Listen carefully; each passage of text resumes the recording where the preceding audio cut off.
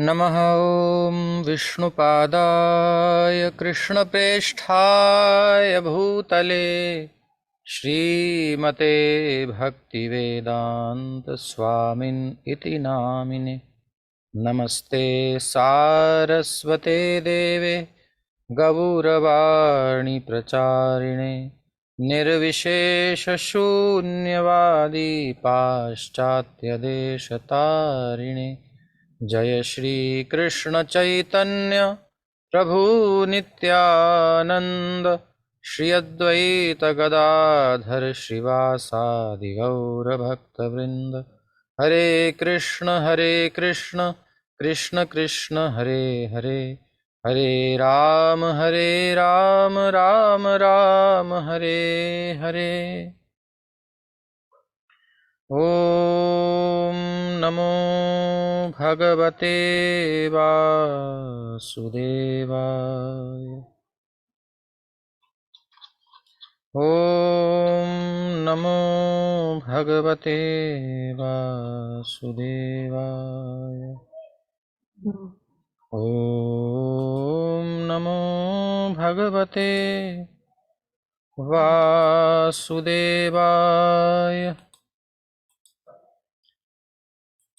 नारायणं नमस्कृत्य नरं चैव नरोत्तमं देवीं सरस्वतीं व्यासं ततो जयमुदीरयेत्। नष्टप्रायेष्वभद्रेषु नित्यं भागवत सेवया भगवत्युत्तमश्लोके भक्तिर्भवति नैष्ठिकी। श्रीमद्भागवत महापुराण की जय। श्रील प्रभुपाद की जय। हरे कृष्णा।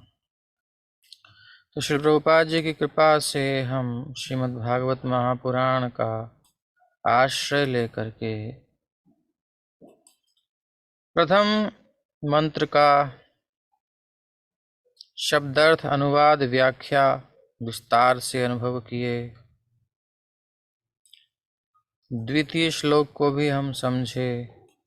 अब हम अगले श्लोक में पहुंचते हैं। तो निगम कल्पतरोर्गलितं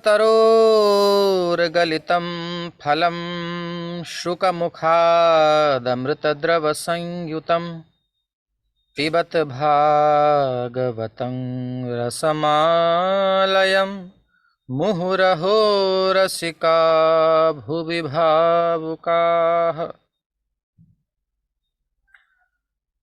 श्लोक आपने याद किया ही है, अभ्यास किया है अच्छे से। निगम कल्पतरोर गलितम फलम शुक मुखादमृत द्रव संयुतम पिबत भागवतं रसमालयम मुहुरहो रसिका भुवि भावुकाः। तो श्री कृष्ण बड़ी मस्ती से झूलते हुए झूले पर कह रहे हैं, मैं हूँ रस स्वरूप, मेरे पास आ जाओ, जिसको रस चाहिए आ जाओ, मौज है यहाँ पर। कहाँ संसार में घूम रहे हो गधे बन करके, यहाँ मौज है, हमारे पास आ जाओ। और हमारा गधा भी बन जाओगे तो ब्रह्मांड का स्वामी बनने का भी वो सुख नहीं है जो भगवान का गधा बनने का सुख है। क्योंकि रस स्वरूप श्री कृष्ण जो हैं वो मिल गए तो अब क्या बचा। इसलिए भक्त चिंता नहीं करते। चार कुमार हैं, भगवान के नाम कीर्तन में कथा में लगे रहते हैं। कथा कीर्तन में पार्वती जी का श्राप मिला, श्राप में बने, क्या नाम है,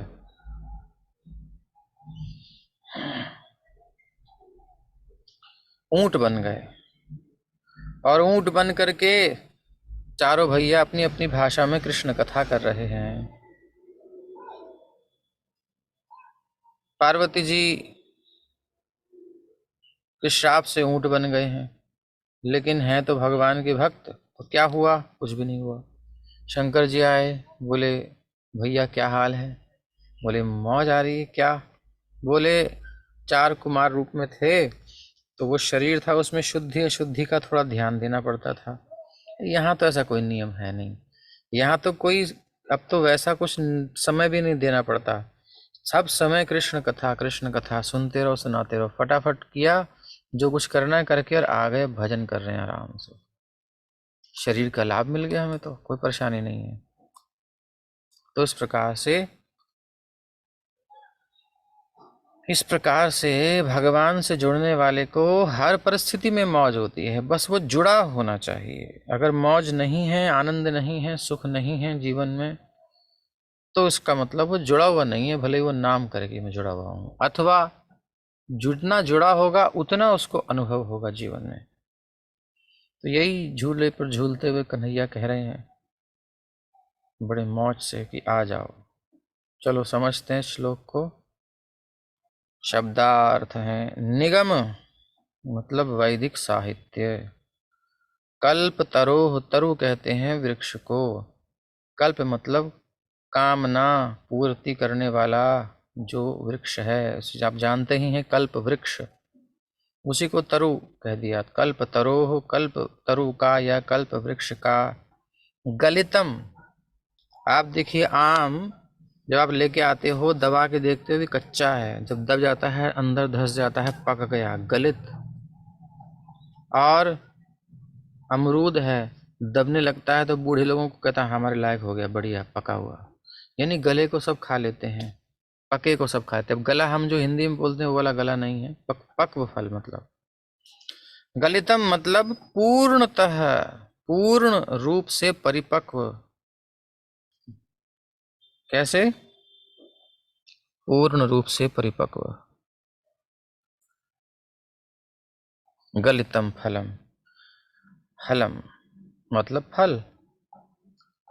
और एक तो फल पका हुआ है, प्लस शुक, श्रीमद् भागवत के मूल वक्ता श्रील सुखदेव गोस्वामी के मुखात, मुख से या होठों से, जैसे तोते की चोंच स्पर्श करती है, पूरा मुंह थोड़ा घुसा देता है उसमें, चोंच लगाता है ना। सुखदेव जी ने चंचू से, अपनी चोंच से, या यूं कहिए अपने मुख से, और मुख में भी अगला भाग है, पा फा बा भा मा। मुंह में देखिए ये होठ सब सारा काम ये करता है। अगर किसी के होठ ना हो तो कैसे बोलेगा, उच्चारण नहीं किया जाएगा ना। उसे कहो आम, अब कैसे बोलेगा, होठ चिपकेंगे नहीं तो आम बोलेगा कैसे। तो होठों का उपयोग हो रहा है, तो होठों से तो निकले शब्द। इसका मतलब जो भी कुछ आ रहा है होठों को स्पर्श करके ही तो बाहर आ रही है वाणी। तो इसलिए जिस भी प्रयास से हुआ हो, मुख से होठों का स्पर्श करते हुए आ रहा है ये भागवत का रस। तो जो रसरूपी फल है वही शुक मुखात अमृत द्रव। अब जब सुखदेव जी के होठों का स्पर्श करके आ रहा है तो ये महाप्रसाद हो रहा है। होठों से अमृत द्रव संयुतम, अमृत तरल अथवा सरलता से निगलने योग्य या निकलने योग्य, चलो, संयुतम सम्यक रूप से युक्त। जब एक फल पक जाता है डाल पर तो क्या होता है, उस फल में मिठास आती है। किंतु जब उसी फल को तोता अपनी चोंच लगा देता है तो आप देखना वो कुछ विशेष मीठा होता है, या यूं कहिए जिस पर तोते ने अपनी चोंच लगाई है वो फल तो मीठा 100% श्योर है, पक्का है, इसमें संदेह नहीं कर सकते। अब जिन्होंने बगीचे के दर्शन किए हैं, कभी बचपन में मौज ली है, बड़े होकर तो क्या लेंगे लोग मौज। बचपन में जब बगीचों में जा करके अमरूद तोड़ना, आम तोड़ना, और वो गिरे हुओं को उठा लेना, नहीं तो है वो सब किसने लिया है, सब वो जानता है। तोते का या अभी हो तो अभी भी चोंच लगा हुआ जो फल होता है तो वो जो होता है मिठास उसमें जरूर होती है, ये पक्का है, ये विशेषता है। तो अब शुक रूपी तोते ने भी जब इसमें चोंच लगाई भागवत के फल में, तो ये उपमा सी दे रहे हैं एक समझाने के लिए कि इसमें कुछ विशेष मधुरता आ गई है। मधुर तो पहले ही था, इसीलिए इसको जितना हम श्रवण करेंगे, आगे बढ़ते जाएंगे, उतना आनंददायक रसवर्धक होता है। तो सम्यक रूप से युतम, संयुतम, इसलिए जब इतना मीठा है तो कहने का मतलब क्या है? पिबत। अरे भाई, एडवर्टाइजमेंट किया जा रहा है, इतना बढ़िया रस है, इतना बढ़िया रस है कि बस क्या बात है, हैं? तो पिबत, पियो, पिबत भागवतम रसम, भागवत रस का पान करो। यही आपको इनविटेशन है, निमंत्रण है सुखदेव जी के मुख से निकले भागवत का पान करने का। पिबत भागवतम, भागवतम भगवान के साथ जो हमारा नित्य संबंध है, चिरकाल से हमारा उनसे संबंध है, बस भूले बैठे हैं। उसके विज्ञान से युक्त ग्रंथ को, यानी अगर भागवत सुनेंगे तो आपको अपना संबंध ज्ञान हो जाएगा कि हो कौन, किससे संबंध है हमारा। सुखदेव जी ने जब सुना तो उनको भी तो ज्ञान हो गया, उनको भी इसका ज्ञान हो गया।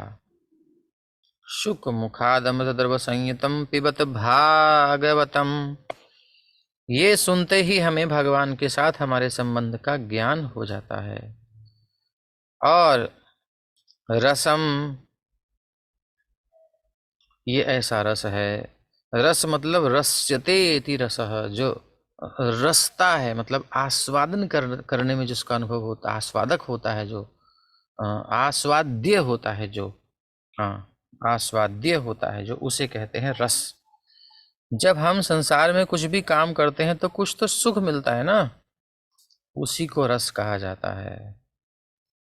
अब दुनिया में सब रस ही पी रहे हैं और कर क्या रहे हैं? पूरी दुनिया में देख लो जा करके, हर एक व्यक्ति रसिया है। अब वो रसिया कैसा है? मतलब रस पीने वाला। सबको तो एंजॉयमेंट चाहिए, कौन ऐसे नहीं चाहिए बताओ? है कोई दुनिया में तो बताओ? सबको चाहिए। लेकिन बात ऐसी है, रस रस में भेद है। ये रस कुछ विशेष है। संसारी रस किस प्रकार का है ये हम पीछे समझ चुके हैं अच्छे से, और समझेंगे अभी। जो नष्ट हो जाता है, क्लेशदायक होता है, अल्प मात्रा का होता है, क्षणिक होता है, वह रस त्याज्य है, हेय है। जो रस नुकसानदेह नहीं होता, जितना पी लो पुष्टि देता है, ऐसा रस अच्छा होता है। और उसका स्वाद नष्ट ना हो बल्कि बढ़ता रहे, ऐसा रस अच्छा होता है। और जो कम ना हो, बहुत सारा हो, जिसमें कोई कमी ना रहे, जब पीने की भूख भी हमारे अंदर हो, पीने को मिलता भी रहे, और उसके बाद टेस्ट भी उसका नित्य नया नित्य वर्धमान लगे, ऐसा रस है ये। तो आलयम, कब तक पिए? फिर बोले आलयम। आलयम के कई अर्थ हैं, वो सब हम टीकाओं में देखेंगे।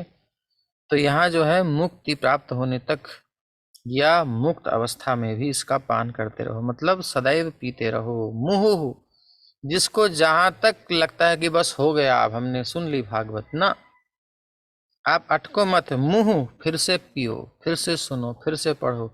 इस बार कुछ अलग ही लगेगा आपको, खुद ही समझ में, अगर ये तो पहले समझ ही नहीं पाए थे, अब तो अलग ही कुछ दिख रहा है। तो इसलिए मुंह मतलब बार बार पियो। बार बार का मतलब है पीते ही रहो, सदैव पियो। अहो आहा, कितना सुंदर है, आहा, ऐसे कहते हैं ना। तो अहो कहते हैं, हे रसिका, हे रस का पूर्ण ज्ञान रखने वाले रसिक जनों। तो ये रसिकों का है श्रीमद् भागवत। अब रसिक कौन? जो रस का ज्ञान रखते हों। रस का ज्ञान का मतलब क्या? जिन्हें प्राकृत और अप्राकृत रस का ज्ञान हो। बैल की तरह नहीं, उसके सामने नीम की निबोली रखी, आम रखा, भूसा रखा, सब रखा, सब वो सब समेट लेता है, कोई फर्क नहीं पड़ता, वो खाओ डालो अंदर, बस रस का ज्ञान ही नहीं है। मनुष्य को होता है, इसलिए तो इतने सारे मार्केट में टेस्ट हैं, इतने सारे सारे फ्लेवर्स हैं, जीव की संतुष्टि के लिए तो है, इतनी वैरायटीज हैं हर प्रकार की चीज की। तो ये आलयम पिबत, पीते रहो रसिका, यानी कि रस को जानने वालों, जो प्राकृत तुच्छ रस को त्याग करके श्रेष्ठ रस का पान करने में पटु हैं, एक्सपर्ट हैं, उन्हें कहते हैं रसिक। जो जानते हैं कि रस क्या है, हायर टेस्ट जिसको चाहिए, जो जानता है कि दो प्रकार के रस हैं या दो प्रकार के प्रोडक्ट हैं, एक हेय है, बेकार है, लो क्वालिटी का है, एक हाई क्वालिटी का है, बेस्ट है, बहुत बढ़िया है, उससे ऊपर कोई है नहीं टक्कर का, तो कौन सा लेगा व्यक्ति? श्रेष्ठ को लेगा। तो रसिका का मतलब जो संसार के रसों को त्याग दे। अब आप भागवत के प्रसंगों में यही देखेंगे, भागवत के प्रसंगों में सारे भक्तों ने मलवदुत्तम श्लोक लालसः, उत्तम श्लोक भगवान की सेवा के रस को लेने के लिए, और मलवत, जैसे टॉयलेट को, मल को हम प्रातः काल त्यागते हैं, नहीं त्यागा जाता तो कष्ट होता है, कुछ तो हो भाई, कुछ तो हो भाई, और जब सारा निकल जाता है, जो पेट खाली हो जाता है, हाँ, तब शांति होती है। अटका रहेगा तो परेशानी होती है। ऐसे ही संसार का तनिक भी रस जो रखना नहीं चाहते अपने अंतःकरण में, संपूर्ण रस को, संसार के तुच्छ रस को, और जो त्याग देते हैं, ऐसे जो रसिक हैं, उनकी ये बात है रसिका। तो यहाँ रसिक का मतलब वो नहीं है जो संसार के लोग समझते हैं टेस्ट लेने वाले संसार का ना, उसको जो त्याग दे, हायर टेस्ट में जिसकी रुचि हो, वो यहाँ इनवाइट किया जा रहा है। क्यों? क्योंकि धर्म प्रोज्जित कई तबोत्र, क्योंकि धर्म अर्थ काम और मोक्ष को त्याग दिया गया यहाँ। वो सब छिलके थे, वो क्या थे? प्रिजर्वेटिव थे, छिलके थे, सब निकाल दिया। यहाँ प्योर खाटी रस है, यहाँ कुछ भी नहीं है। और तो लेकिन फिर भी यहाँ रस का भी कवर है, वो भी आपको मिलेगा। कैसा है वो? इस प्रकार से कथानकों में, विभिन्न कथानकों में कहीं कहीं जो अन्य स्कंध हैं, वो सब दशम स्कंध की ओर हमें प्रेरित कर रहे हैं। ये रस की ही सिक्योरिटी है। तो धीरे धीरे 9 स्कंध पूरे करके, समझ करके, कुछ अंश में हमारे अंदर इम्प्योरिटीज बची हों, या क्योंकि सभी लोग आएंगे भागवत सुनने, जब सुनेंगे बेस्ट है तो सब आ जाएंगे। तो जो वहां प्योर नहीं हो पाए, जिनके अंदर कामना वासना भी है, मात्सर्य ईर्ष्या द्वेष भरा पड़ा है, संसारी रस की इच्छा भरी पड़ी है, वो भी अगर आ जाएं, तो उनको भी जो है प्यूरिफिकेशन प्रोसेस से पास करके और दशम स्कंध के रस में ले जाया जाए, ये उद्देश्य है। दशमस्य विशुद्धर्थम नवानामिह लक्षणम। तो मूल तो भगवान श्री कृष्ण की लीला ही है, उनके साथ भक्तों का आदान प्रदान सेवा का ही है, वहीं पहुंचना है। लेकिन फिर सब अधिकारी नहीं है, तो अधिकारी बनाने की भी गारंटी ये ग्रंथ लेता है। तो इस प्रकार से पिबत, लेकिन कुल मिला करके हायर टेस्ट जो है लेने वाले हैं, वो सब यहाँ आए, उन्हें हायर टेस्ट मिलेगा। अगर उनके अंदर योग्यता नहीं है, तो योग्यता भी यह ग्रंथ ही देगा, चिंता मत करिए। तो इसलिए रसिका, रस का ज्ञान रखने वाले रसिक जनों, भुवि भाव का, ये किसको इनविटेशन है? पृथ्वी पर जो है, भुवि पर, वो सब यहाँ आ जाएं, क्योंकि ऐसा रस यहाँ पृथ्वी पर उपलब्ध है, कहाँ है? देवताओं को भी सुलभ नहीं है।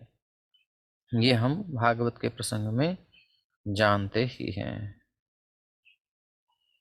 अब इसका अन्वय हम समझेंगे, अनुवाद पहले देख लें।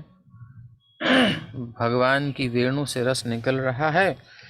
हे विज्ञ एवं भावुक जनों, विज्ञ मतलब जानकार लोगों, भक्तों, वैदिक साहित्य रूपी कल्प वृक्ष के इस पके हुए फल श्रीमद् भागवत को जरा चखो तो सही।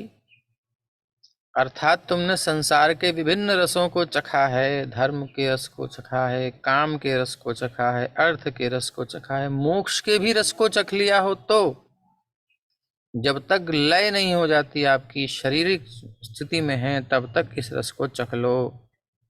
एक बार चख के देखो, अपना ब्रह्म ज्ञान भूल जाओगे। बहुत तो भूल गए हैं, तो चखो तो सही। यह श्री सुखदेव गोस्वामी के मुख से निसृत हुआ है। कोई कहे क्यों चखें, तो भाई ये सुखदेव जी के मुख से निकला है। कौन सुखदेव? जो ब्रह्मरात हैं, जो ब्रह्मलीन थे, भगवान के निराकार ब्रह्म स्वरूप में, जिनकी अवस्थिति स्वाभाविक थी, जन्म से ही थी। अर्थात धर्म अर्थ काम से भी ऊपर मोक्ष के सुख का जो अनुभव कर रहे थे, जीवन मुक्त थे, ऐसे जो थे ब्रह्म सुख का अनुभव करने वाले सुखदेव जी के मुख से ये निकला है। इसलिए ये और भी अधिक रुचिकर हो गया है अनुभव। देखो, अब जिसका जितना एक्सपीरियंस उतनी बड़ी बात। बड़े बड़े सर्जन्स होते हैं, पुराने एक्सपीरियंस्ड होते हैं, तो उनकी फीस ज़्यादा होती है, उनकी कीमत ज़्यादा होती है, उनकी छोटा सा काम भी बड़े बड़े डॉक्टरों के बराबर होता है, थोड़ा सी देर का काम, क्योंकि एक्सपर्ट हैं, वो समझते हैं। इसी प्रकार से जो धर्म के शास्त्रों का अध्ययन किए हुए हैं, उनकी उतनी ही गति है। जो अर्थशास्त्र में निपुण है, उनकी उतनी ही गति है। जो काम शास्त्र में निपुण है, उनकी उतनी गति है कामनाओं की पूर्ति के लिए। और जो धर्म अर्थ काम और मोक्ष पर्यंत पहुंच चुके हैं, क्योंकि मोक्ष पर पहुंचने वाला पहले धर्म अर्थ काम को पार कर चुका है, अनुभव ले चुका है, समझ चुका है, उनको त्याग दिया है, तब मोक्ष मार्ग पर चल। लेकिन जो मोक्ष को भी पार करके और फिर भक्ति में रस पी रहा है, उसकी तो एक्सपीरियंस सबसे ऊपर ही होगा। इसलिए सुखदेव जी के मुख से निकलने का कहते मात्र समझ में आ जाता है। जैसे कोई विशेष व्यक्ति से जब हम किसी चीज़ का इनॉग्रेशन कराते हैं, कुछ मतलब प्रेजेंटेशन कराते हैं कि भाई ये लॉन्च कराते हैं नया प्रोडक्ट, तो फिर उसकी महत्ता अलग हो जाती है। भाई अमिताभ बच्चन को बुलाया जाए, भौतिक जगत में एम्बेसडर बना दिया जाए, अरे अमिताभ बच्चन ने किया है। खैर वो भी किसी का भी कर लेते हैं, लेकिन एक बात है, हाईलाइट हो जाती है चीज़ एक दृष्टिकोण से। और दूसरी बात, एक तो हाईलाइट हो जाए सारी दुनिया में कि भाई ये बेस्ट है। दूसरी बात ये कि एक प्रामाणिक व्यक्ति जिस पर सब विश्वास करते हैं, जिसको सब समझते हैं कि भाई ये तो जो कहेंगे ठीक कहेंगे, इनकी तो बात ही कुछ है, इनकी तो हम मानने को तैयार हैं, बड़े बड़े नतमस्तक हो जाएं जिनके सामने, ऐसे सुखदेव गोस्वामी हैं। उनके आगे व्यास देव भी बैठे हुए हैं, बड़े बड़े ऋषि मुनि बैठे हैं। क्योंकि भागवत जो है ना, ये भागवत तो वही है, लेकिन भागवत कहने वाले की बात भी हो जाती है। भागवत का प्रकाशन कहाँ किस रूप में होता है, किस पर कैसी कृपा करती हैं, ये है।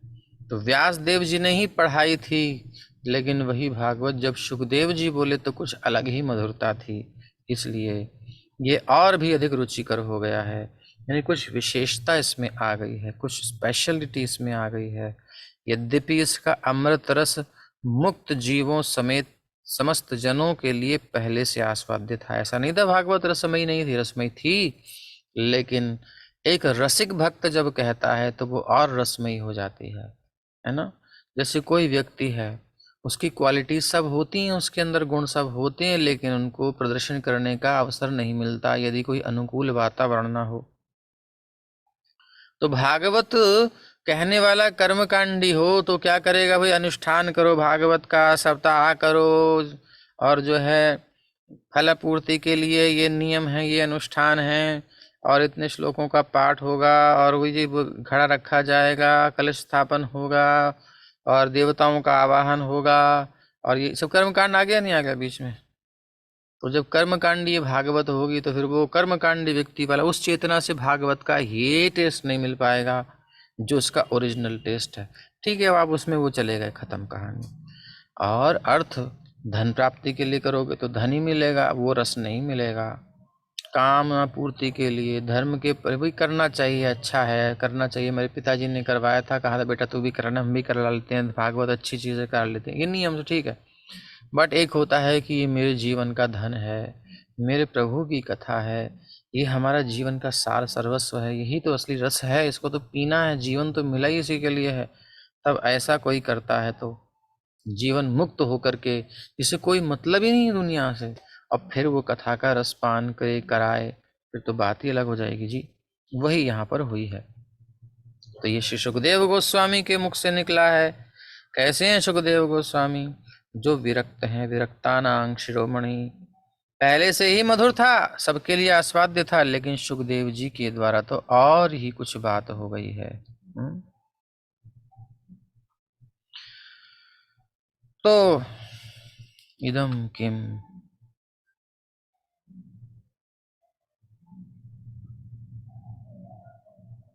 तो अब हम शब्दार्थ लेते हैं। अन्वय, अन शब्द के बाद अन्वय। अन्वय मतलब इसका श्लोक का संबंध कैसे है। भागवतम, भगवान के साथ चिर संबंध के विज्ञान से युक्त ग्रंथ श्रीमद् भागवत है। यानी हमारा भगवान से जो संबंध है, उसका संबंध का ज्ञान हमें इसमें स्वाभाविक मिलने वाला है। निगम कहते हैं वैदिक साहित्य को। जितने भी वेद उपनिषद आदि सब वैदिक साहित्य है, वो सब क्या है? कल्प वृक्ष, कल्प तरोह। वैदिक कल्प वृक्ष, वेदों का कल्प वृक्ष, कलितम पूर्ण रूप से पक करके गिरा हुआ यह फल है।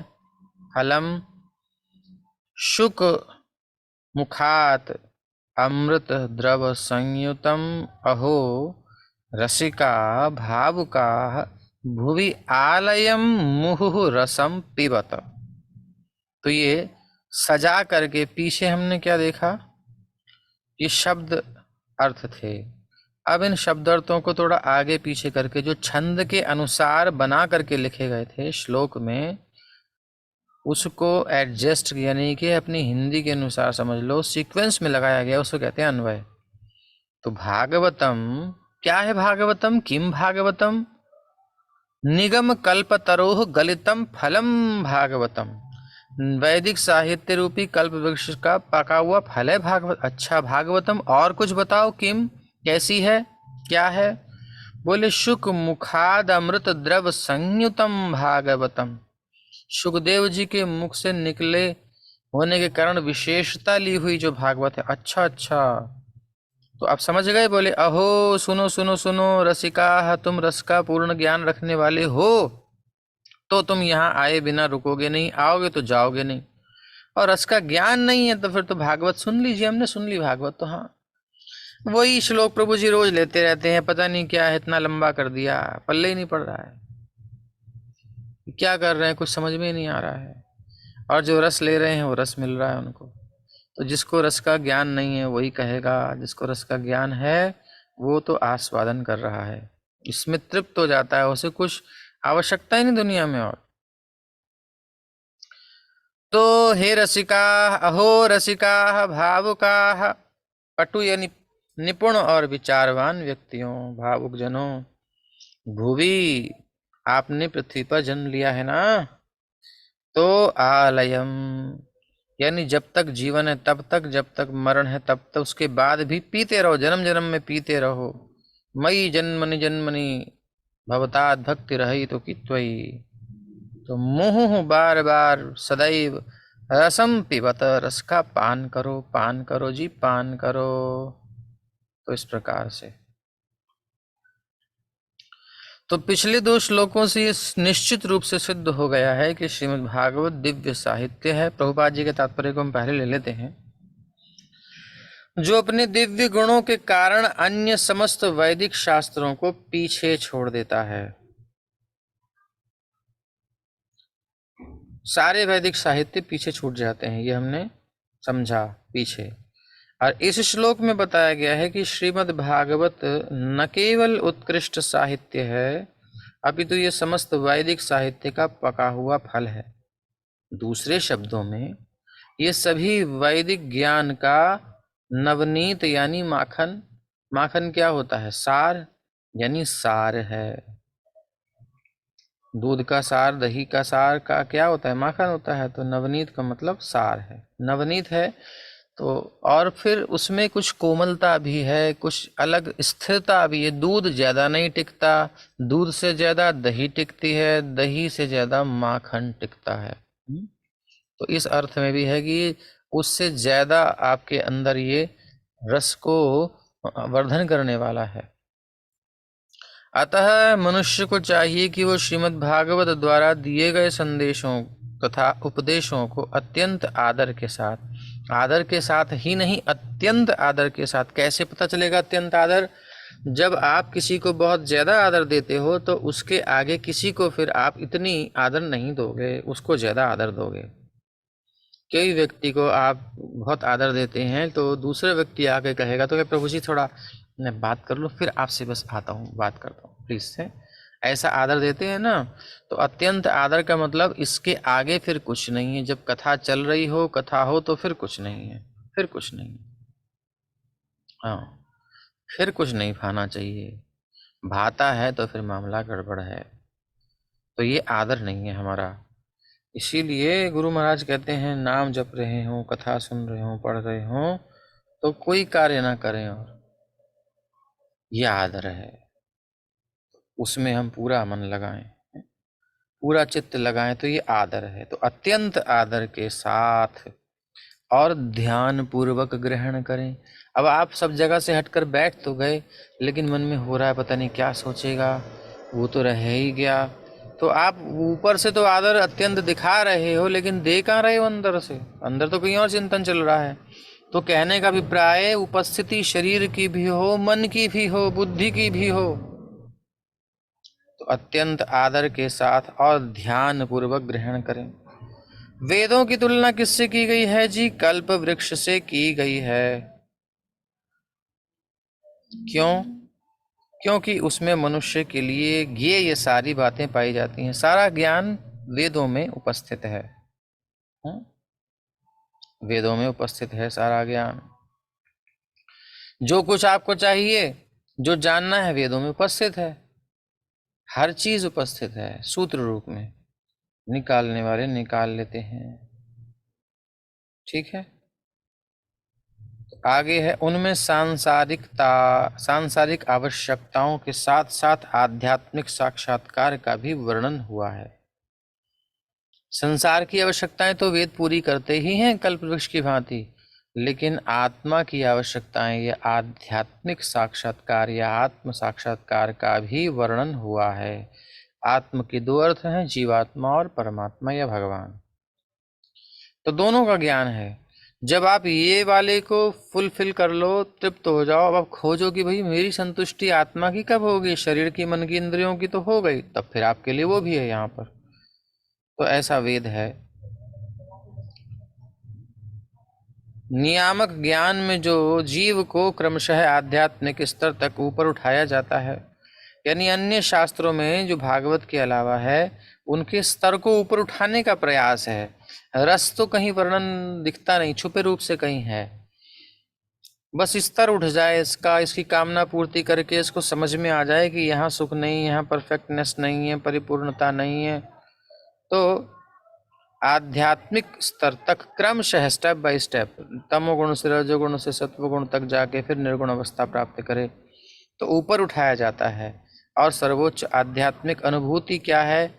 जब आप सर्वोच्च स्थिति में पहुंच जाते हो अनुभूति करते हुए, तो ये जान लेना है कि भगवान ही समस्त रसों के आगार हैं, सारा रस यहीं से आ रहा है।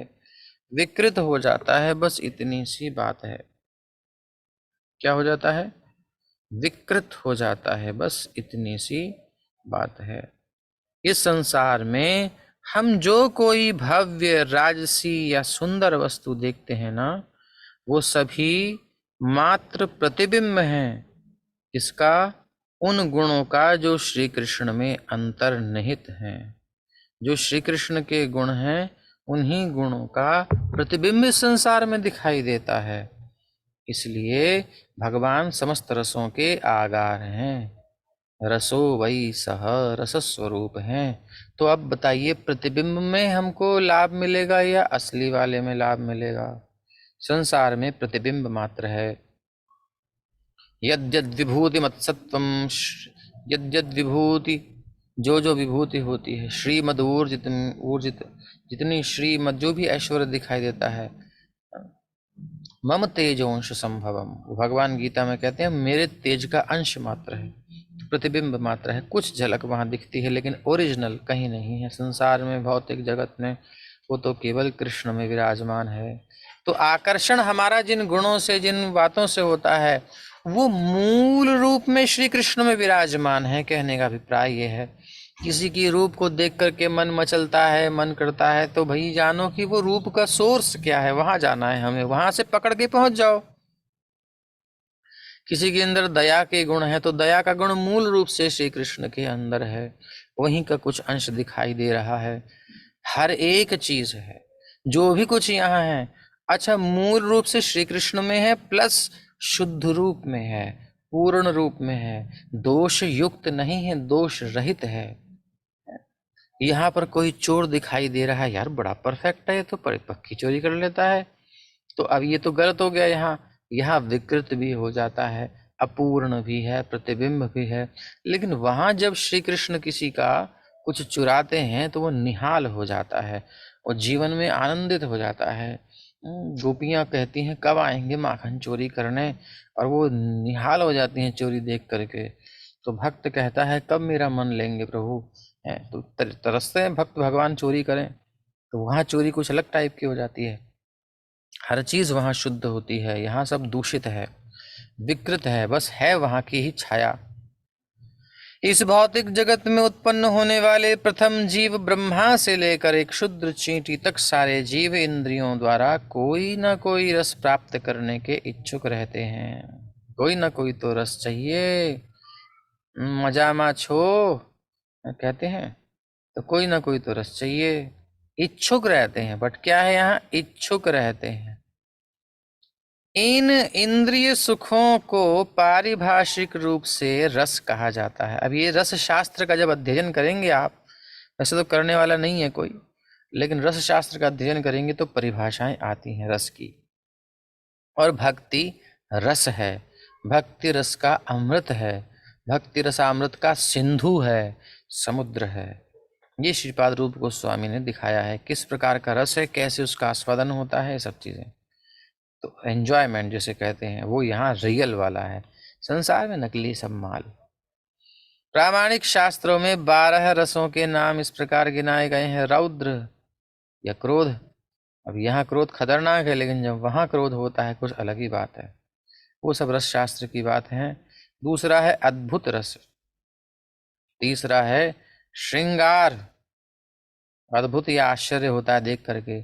अब कभी कभी कृष्ण ऐसी, कभी सब भक्ति साम्र सिंधु के विषय हैं, कभी कभी कृष्ण ऐसी कोई बात कर देते हैं, आंखें फैल जाती हैं, अरे बाप रे क्या कर दिया इन्होंने, इन्हें कुछ लग ही नहीं रहा है।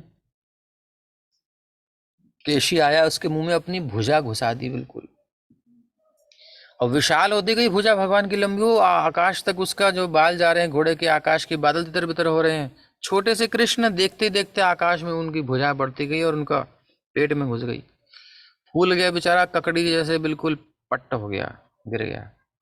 आश्चर्य हो गया सब, ये कैसे। तो ये आश्चर्य का रस प्रदान करते हैं। श्रृंगार, कंजुगल लव, दाम्पत्य प्रेम, हास्य, हंसना होता है, सखा वखा सब हंसते हंसाते हैं भगवान उनको। वीर रस, भगवान वीरता दिखाते हैं, कैसे वध करते हैं, शौर्य दिखाते हैं अपना।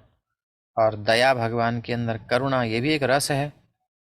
दास, दासता ये भी एक रस है, भगवान भी सेवा करते हैं भक्तों की। सख्य भाव, मैत्री भाव का रस है। नव भय रस है, भयानक भय होता है जो हमें, तो वो भी एक रस है। नहीं तो हॉरर फिल्म क्यों चलती जी, आप कहोगे रस नहीं होता, डर कोई रस होता है। हॉरर फिल्म बहुत चलती हैं, बहुत देखते हैं लोग, वो भी रस लेते हैं। विभत्स रस, आघात, शांत रस, वात्सल्य रस, ये सब रस। तो इन समस्त रसों का समग्र सार स्नेह या प्रेम है।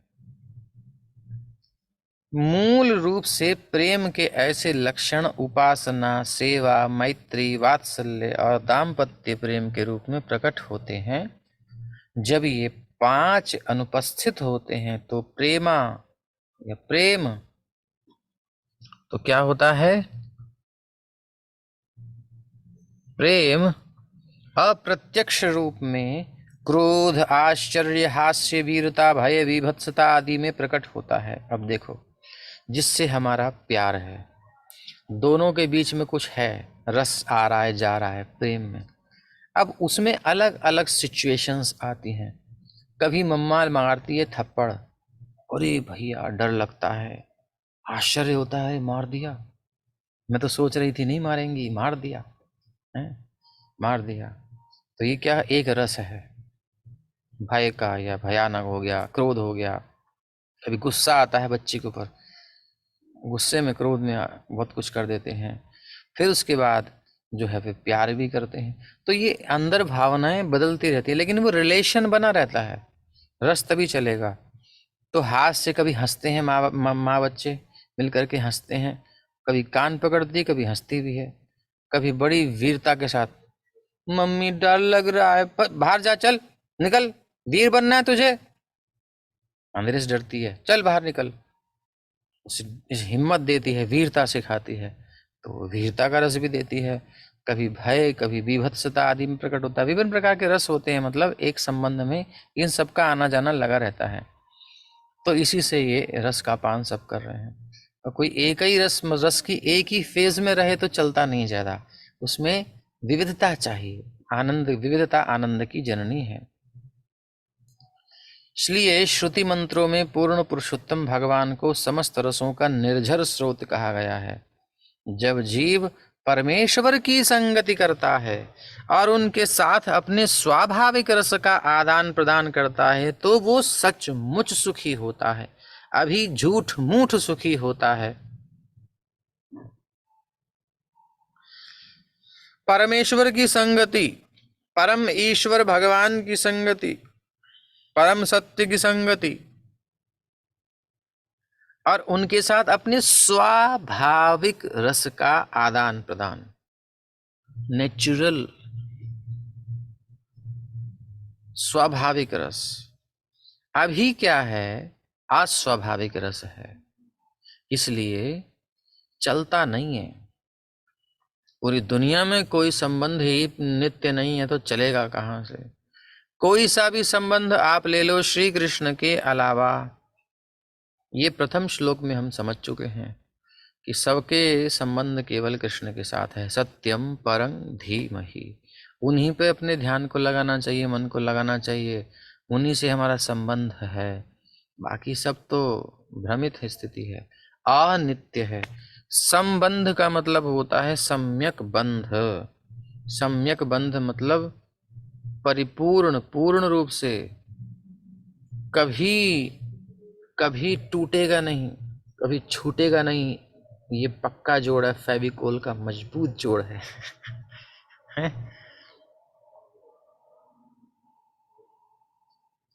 पुराने पुराने सॉन्ग्स में क्या आता है, अभी तो लोगों को ये होता है कि जल्दी से निपटे, दूसरे के पास जाए, तीसरे के पास जाए मौज करने के लिए। पहले के जो गाने होते थे उसमें क्या था, रस की बात होती थी। न जाओ सैया छुड़ा के बैया, है छोड़ के मत जाना, हमको नित्य संबंध चाहिए। ये स्वाभाविक स्थिति है। अभी क्या है, डर हो गया है, वो इसलिए डर लगता है कहीं ऐसा ना हो जाए, वैसा ना हो जाए, पता नहीं, पहले देख लें क्या है क्या नहीं। सब गड़बड़ है, कुछ नहीं बचा संसार में, रद्दी हो गया है, सूखा हो गया है बिल्कुल। रिलेशंस खत्म होते जा रहे हैं क्योंकि हैं ही अनित्य। पहले कम से कम धार्मिक दृष्टिकोण से कुछ चलते थे, धर्म के लिए चलते थे। अभी तो केवल भोग के लिए चलते हैं, इसलिए चलते ही नहीं, धर्म तो खत्म हो गया। तो भोग तो ज़्यादा टिकता नहीं, इसलिए रिलेशन भी नहीं टिकते। पहले धर्म के रिलेशन होते थे तो टिकते थे, अब भोग के रिलेशन है इसलिए खत्म हो जाते हैं। भोग नहीं टिकता, धर्म टिकता है। तो कहीं जाइएगा ना, यहीं रुकिए, आपसे बिछुड़ना पड़ेगा, ऐसे ऐसे सब चीजें आती हैं। यानी कि नित्यता चाहते हैं, सन्निध्यता चाहते हैं, रस की उपस्थिति जहाँ होती है वहां हम टिकना चाहते हैं।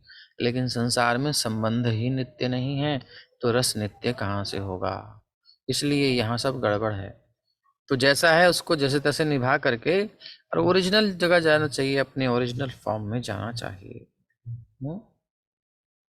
तो हमारा संबंध किसके साथ है, ये पहले मंत्र में हमने देखा श्री कृष्ण के साथ है, श्री हरि के साथ है, परमेश्वर परमेश्वर के साथ है। और दूसरे श्लोक में हमने देखा कि उस संबंध को रिवाइव कैसे किया जाए, जागृत कैसे किया जाए। और जब जागृत हो जाएगा, याददाश्त आ जाएगी, संबंध नया नहीं बनेगा, भगवान से संबंध है, था, रहेगा, बस विस्मृति आ गई थी, वो स्मृति आ जाएगी। भक्ति के द्वारा तो उससे क्या होगा, फिर जो है परमेश्वर की संगति करेगा।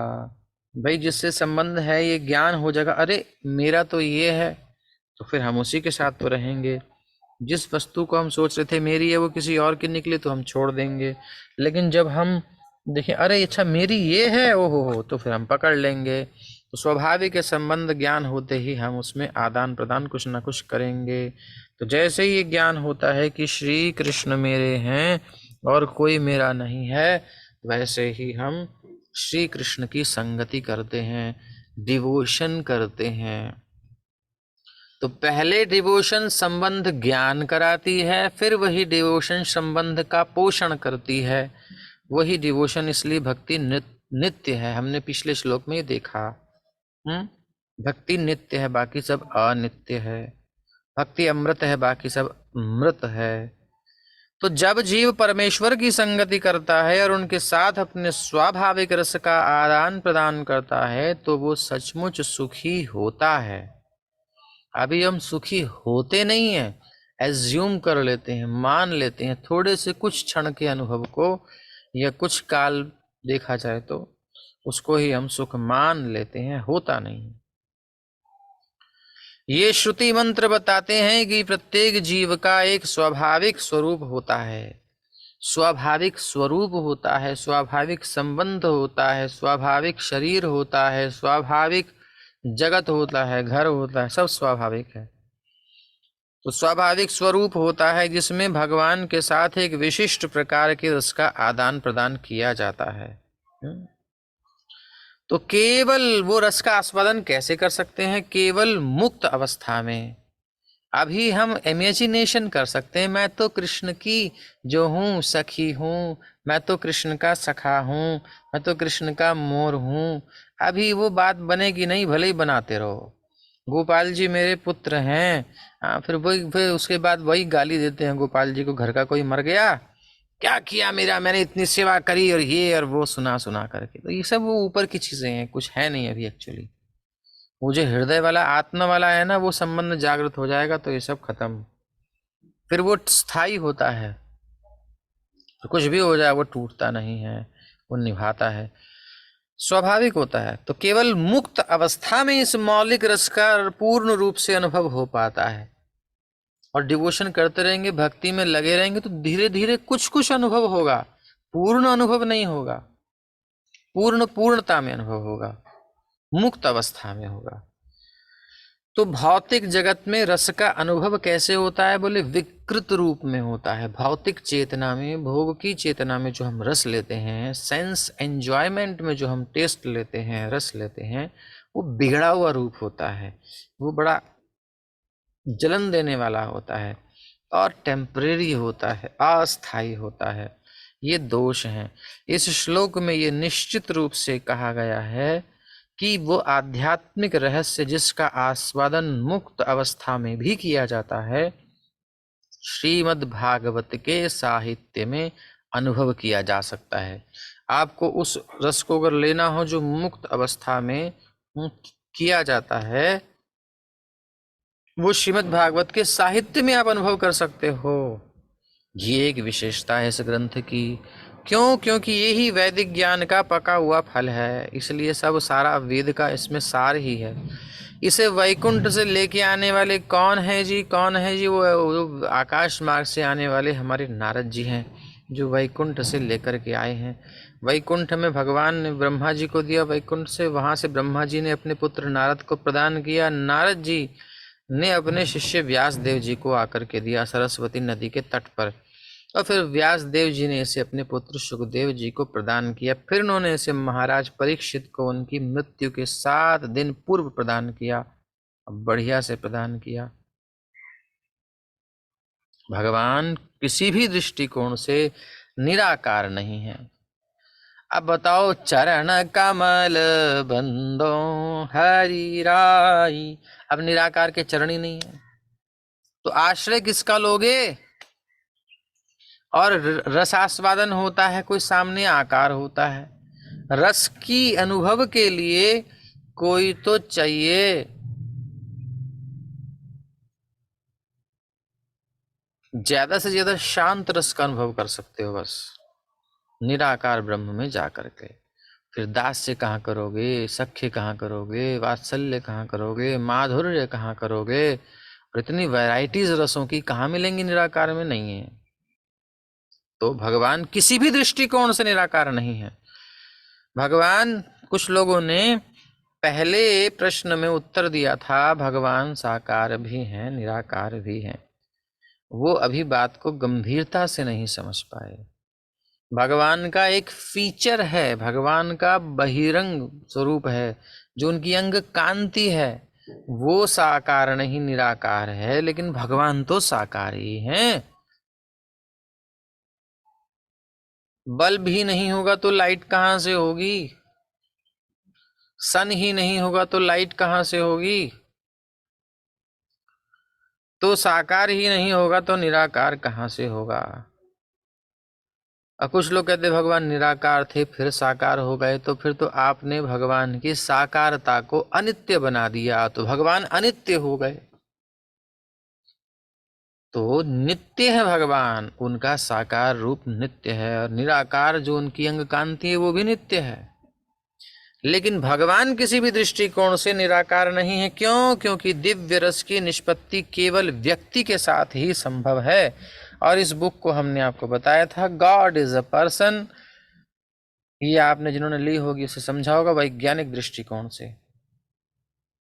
तो श्रीमद् भागवत में भगवान की दिव्य लीलाओं का वर्णन है, और श्री सुखदेव गोस्वामी ने क्रमबद्ध रूप में इनका वर्णन किया है। स्टेप बाय स्टेप आप first, second, third, fourth, fifth, six, seventh, eight, ninth canto तक जाएंगे, पहले, दूसरे, तीसरे, चौथे, पांचवें, छठे, सातवें, आठवें, नवें स्कंद तक जाएंगे, फिर भगवान के दशम स्कंद में भगवान का मुखारविंद देखने को मिलेगा।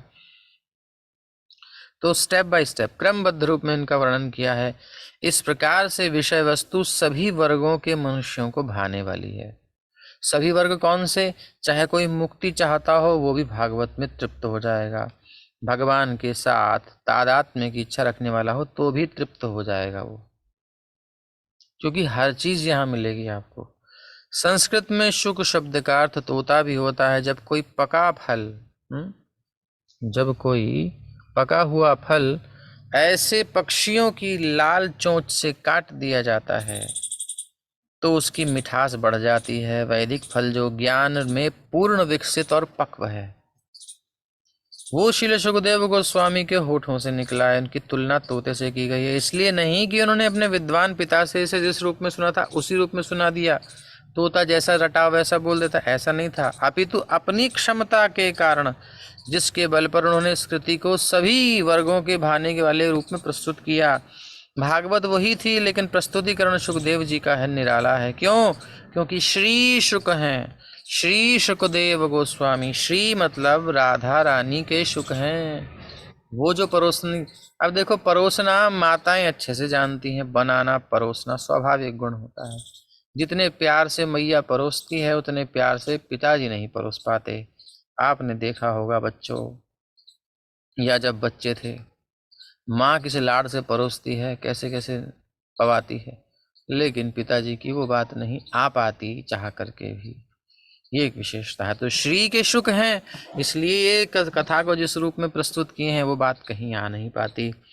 श्री शुक देव गोस्वामी के होठों से कथा वस्तु इस प्रकार निश्चित या प्रवाहित हुई है कि जो भी निष्ठावान श्रोता, कोई भी हो, बस निष्ठावान श्रोता हो, बस विनीत भाव से सुनता है ना, तो वो तत्काल इसकी दिव्य रस का आस्वादन करता है, जो भौतिक जगत के विकृत रसों से भिन्न है।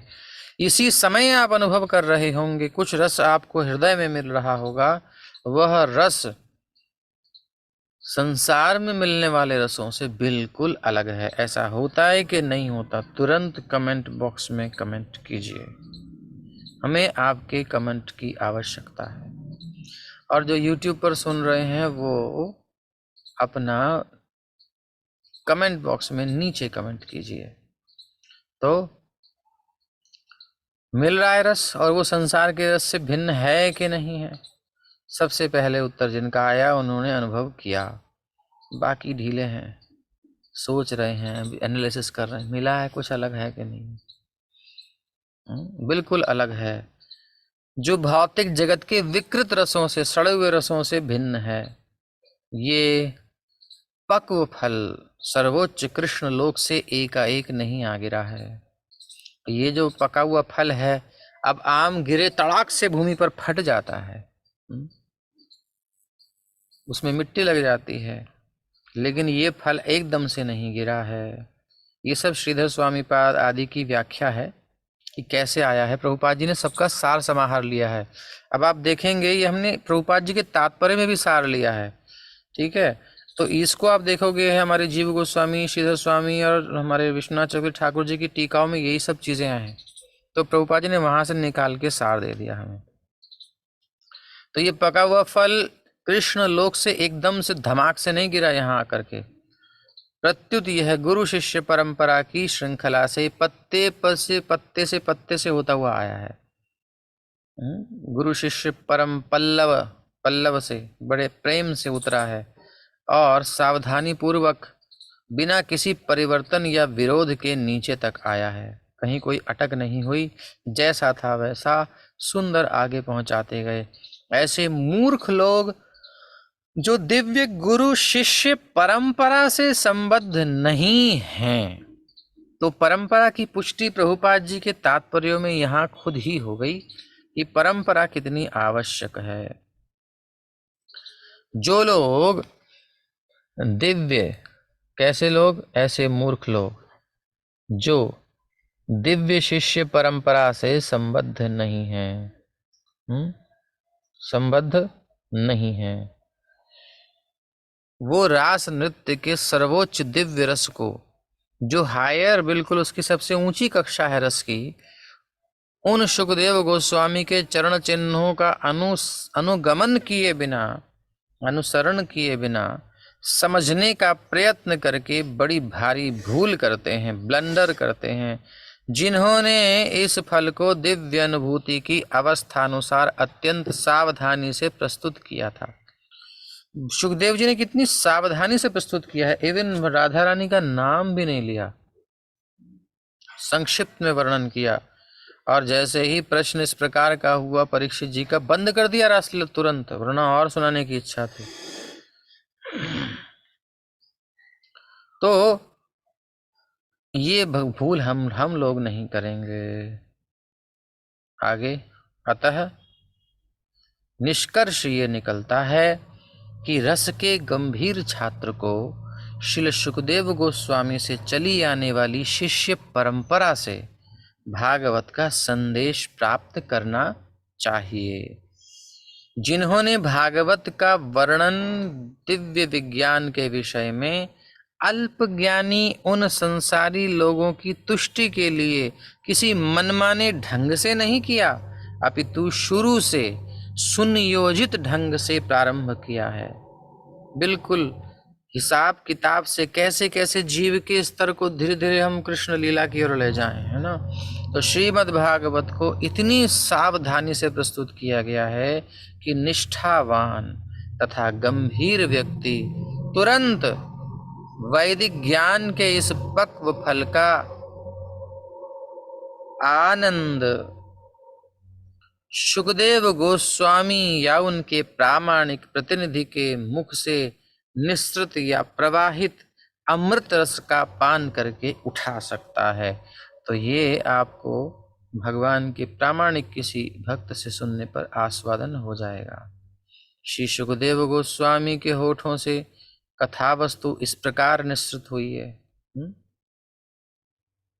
तो अब यहाँ तक प्रभुपाद जी के तात्पर्य का सार हमने लिया। अब हम श्रीधर स्वामी पाद की टीका का कल अध्ययन करेंगे और देखेंगे कहाँ तक जाएगी फिर टीकाएं आगे। श्रीमद्भागवत महापुराण की जय, श्रील प्रभुपाद की जय।